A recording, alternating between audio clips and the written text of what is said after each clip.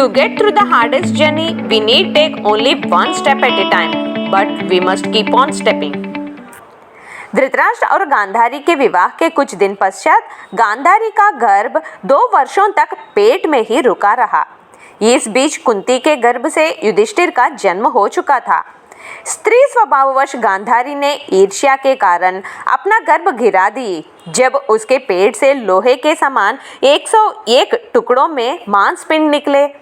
उस समय हस्तिनापुर में उपस्थित व्यास ऋषि ने अपनी योग दृष्टि से यह सब जानकर 100 कुंड बनवाकर उन्हें घी से भरकर सुरक्षित स्थान में रक्षा का विशेष प्रबंध कर अंगूठे के पेरुए के बराबर प्रत्येक टुकड़े को प्रत्येक कुंड में रखकर 2 वर्ष तक नहीं खोलने की आज्ञा देकर तप करने चले गए।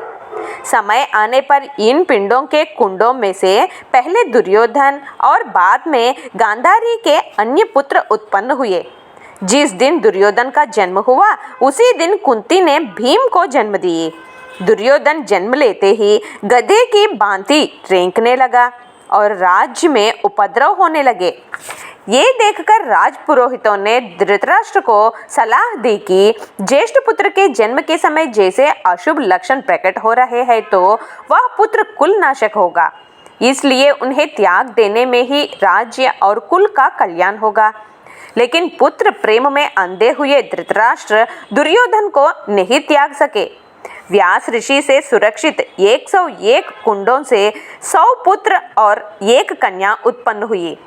जिन दिनों में गांधारी गर्भवती थी उन दिनों में एक दासी धृतराष्ट्र की सेवा करने से उसके गर्भ से दुर्योधन के जन्म के पश्चात युयुत्सु नामक पुत्र हुआ था जो यशस्वी और विचारशील था।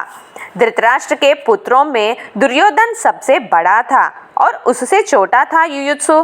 फिर दुशासन, दुस्सह, दुश्शल, जलसंध इत्यादि 100 पुत्र और दुशाला नामक पुत्री हुई जिसका विवाह राजा जयद्रथ के साथ हुआ था।